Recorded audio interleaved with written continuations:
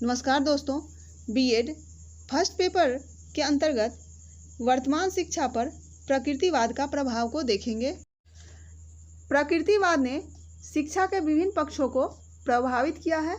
आदर्शवादी विचारों के प्रभाव से शिक्षा के विभिन्न पक्षों का जो स्वरूप मानव मस्तिष्क में विकसित हुआ था, प्रकृतिवादी दार्शनिकों ने उसमें जो है क्रांतिकारी परिवर्तन लाया।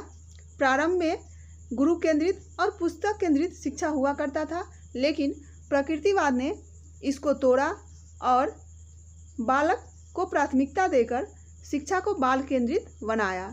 इससे शिक्षा की सभी योजनाएं बालकों की रुचियों, योग्यताओं और उसकी आवश्यकताओं को ध्यान में रखकर बनाई जाने लगी, क्योंकि आज का बालक ही कल का नागरिक होगा। इस बात को ध्यान में रखा गया।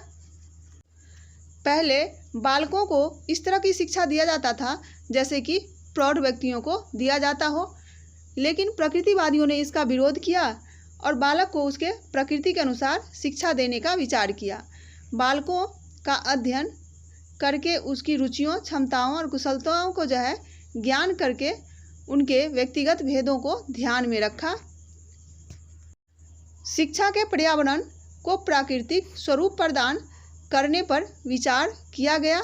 परिणाम स्वरूप किंडरगार्टन प्रणाली तथा मॉन्टेसरी प्रणाली का विकास हुआ।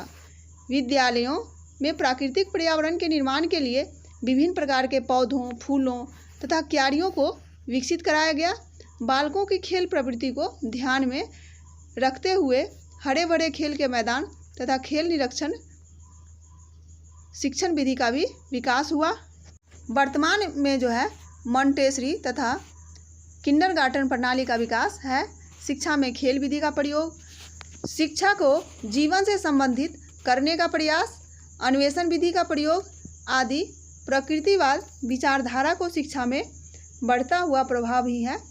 विद्यालयों में जो है फूलों की क्यारियों, कमरों में उपयुक्त प्रकाश, यहाँ तक कि आजकल छोटे छोटे बच्चों के कमरों में भी फूल का जो है चित्र, पिक्चर वगैरह लगाया जाता है। तो ये सब जो है प्रकृतिवाद की देन है। तो ये था वर्तमान शिक्षा पर प्रकृतिवाद का प्रभाव। धन्यवाद।